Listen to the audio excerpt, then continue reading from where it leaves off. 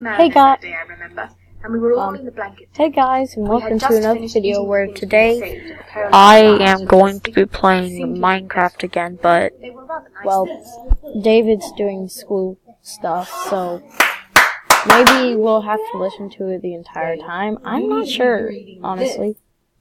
Da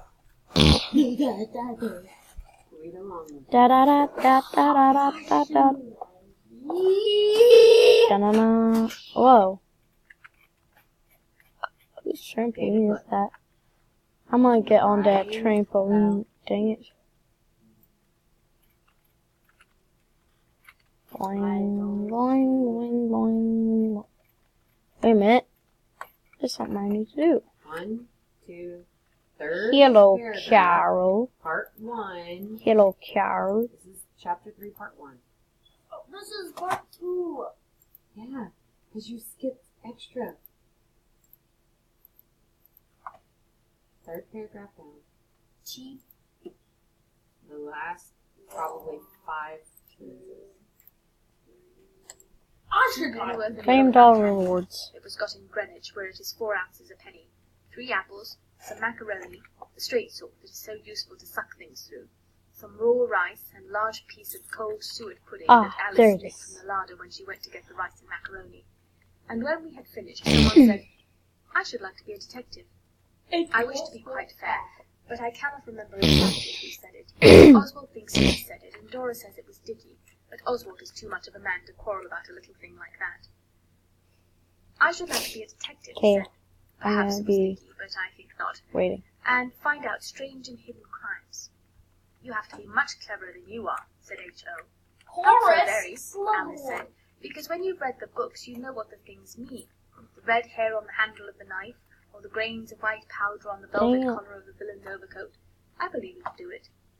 "I shouldn't like to have anything to do with murders," said Dora. "Somehow it doesn't seem safe. And it always ends in the poor murderer being hanged," said Alice. We explained to her why murderers have to be hanged, but she only said, "I don't care. I'm sure no one would ever do murdering twice. Think of the blood and things, and what you would see when you woke up in the night. Shouldn't Ah! be a detective to lie and wait for a gang of coiners now, and Keep spring time. upon them unawares and secure them, single-handed, you know, or with only my faithful bloodhound." She stroked Muchez's ears, but he had gone to sleep because he knew well enough that all the suet pudding was finished. He's a very sensible dog. Do do do "Always do get do. hold of the wrong end of the stick," Oswald said. "You can't choose what crimes you'll be a detective about. You just have to get a suspicious circumstance, and then you look for a clue and follow it Dang up. it. Whether it turns out a murder or a missing will is just a fluke." "That's one way," Dickie said. "Another is to get a paper and find 2 advertisements or bits of news that fit, like this: 'Young lady missing,' and then it tells about all the clothes she had on, and the gold locket she wore, and the colour of her hair and all that. And then in another piece of paper you see 'Gold locket found,' and then it all comes out." We sent H.O. for the paper at once, but we could not make any of the things fit in. The rest were about how some burglars broke into a place on Holloway where they made preserved tongues and invalid delicacies, and carried off a lot of them. And on another page there was 'Mysterious Deaths in Holloway.' Oswald thought there was something in it, and so Whoa. did Albert's uncle when we asked him, but the others thought not, so Oswald agreed to drop it. Besides, Holloway's a long way off. Okay, so we're All near the time we were talking starting. about the paper, Alice Sorry, seemed I've to been be silent thinking for about so long. something I've been else. so And when we focused had on done, this. she Ah, said, dang it. "I believe we might be detectives ourselves, but I should not like to get anyone into trouble. Not murderers And or also robbers. I'm not much of a talker when I'm But I have playing, noticed something strange. Only I if feel a little you don't frightened. already know. Let's ask Albert's uncle first."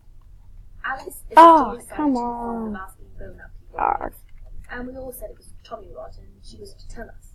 "Well, promise you won't do anything about Let's try it in third Alice person. said, and we promised. This skin Then she is said, a skin that "This is my a dark sister made. secret, and anyone And who I'm thinks using it is her better not to account, be involved of in the course. career of crime discovery had better go away ere yet it be too late." So Dora said she had had enough of tents, and she was going to Wahaha.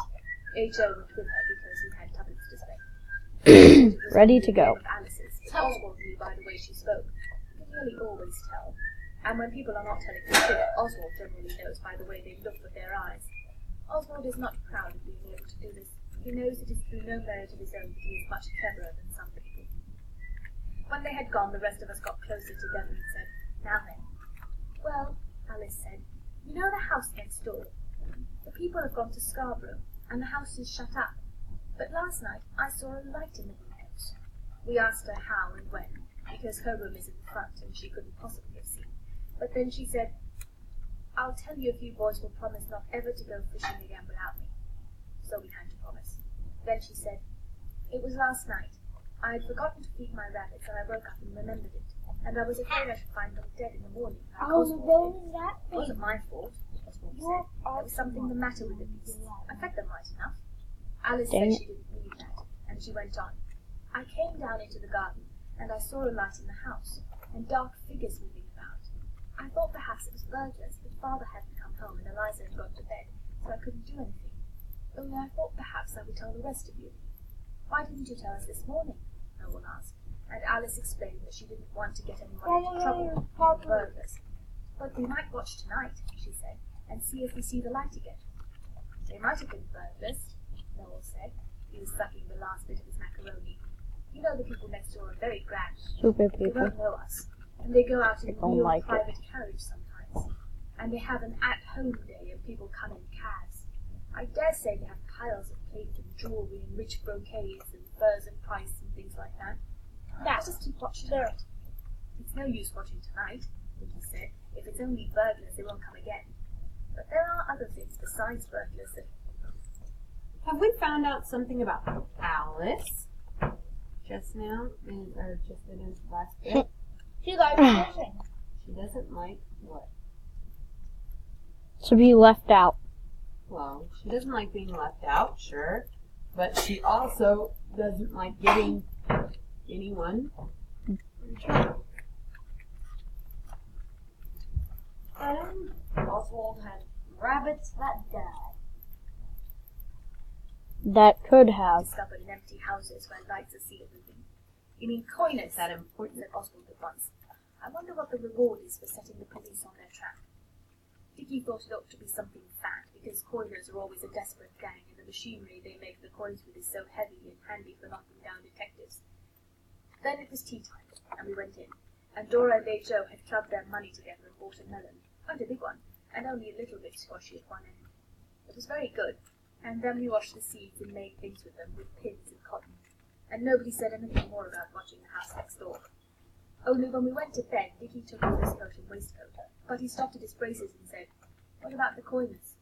Oswald had taken off his collar and tie, and he was just going to say the same, so he said, "Of course I meant to watch, only my collar's rather tight, so I thought I'd take it off first."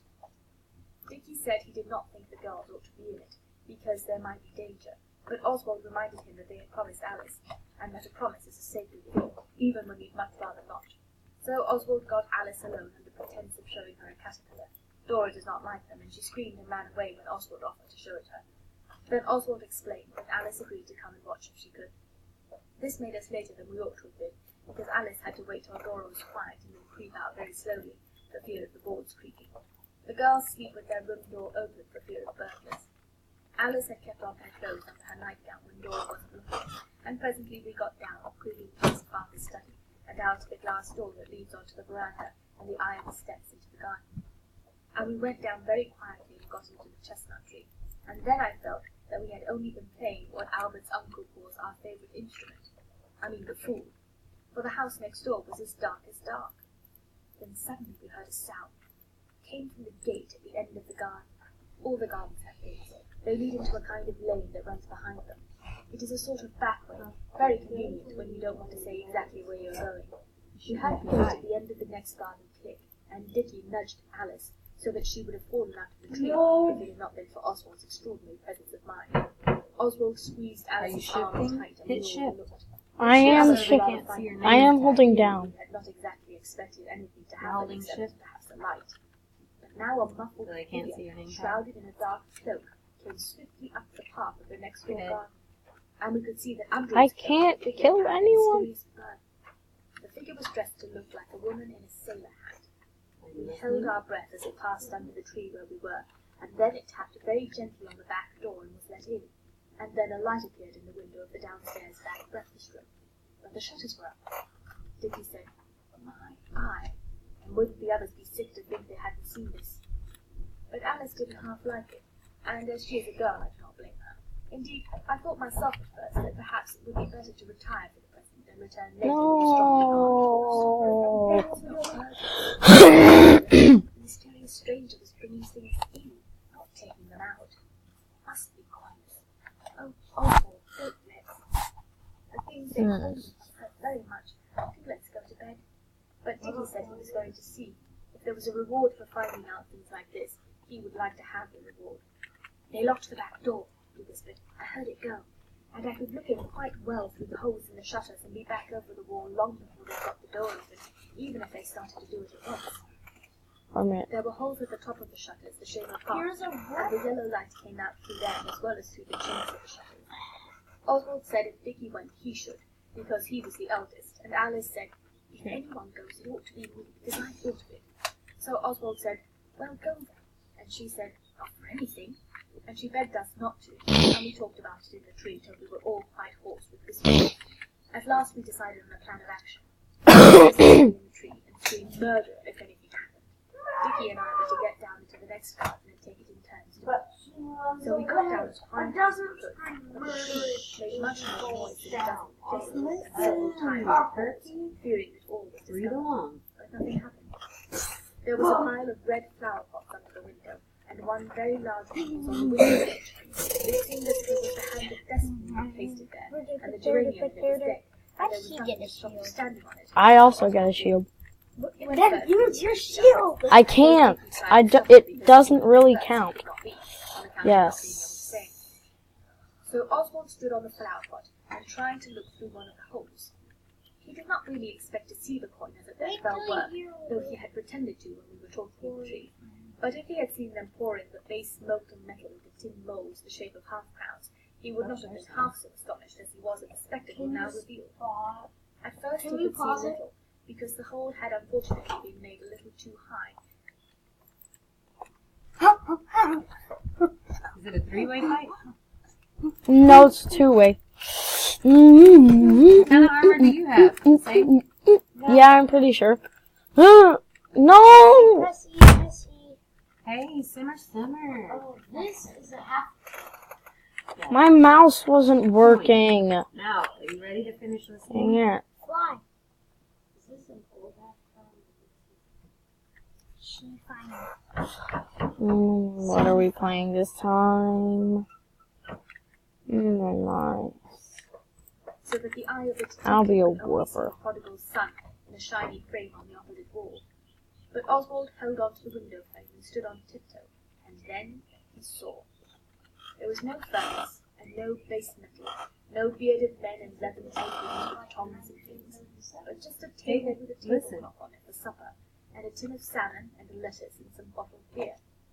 And there on the chair was the cloak and the hat of the mysterious stranger, and the two people sitting at the table were the two youngest grown-up daughters of the lady next door, and one of them was saying, so I got the salmon 3 halfpence cheaper, and the lettuces are only 6 a penny in Broadway. Just fancy! We must save as much as ever we can on our housekeeping money if we want to go away decent next year. And the other said, I wish we could all go every year, or else, really, I almost wish. And all the time Oswald was looking, Dickie was pulling at his jacket to make him get down and let Dickie have a swim. And just as she said, I almost, Dickie pulled too hard, and Oswald felt himself. The warp. I didn't have the warp. I had already used it. What's it? See what's this But it was way. now lost beyond recall. You've done it this time, he said. Then he fell heavily among the flower pots piled below. He heard them crash and rattle and crack, and then his head struck against an iron pillar used for holding up the next door veranda. His eyes closed and he knew no more. Okay. Now you would have said that at this moment Alice would have cried murder. If you think so, you little know what girls are. Directly she was left alone in that tree, she made a bold to tell Albert's uncle all about it and bring him to our rescue, in case the course again was a very desperate one. And just when I fell, Albert's uncle was getting over the wall. Alice never screamed at all when Oswald fell, but Dickie thinks he heard Albert's uncle say, confound those kids, which would not have been kind or polite, so I hope he did not say it. The people next door did not come out to see what the row was. Albert's uncle did not wait for them to come out. He picked up Oswald and carried the insensible body of the gallant young detective to the wall. laid it on the top, and then climbed over and bore his lifeless What?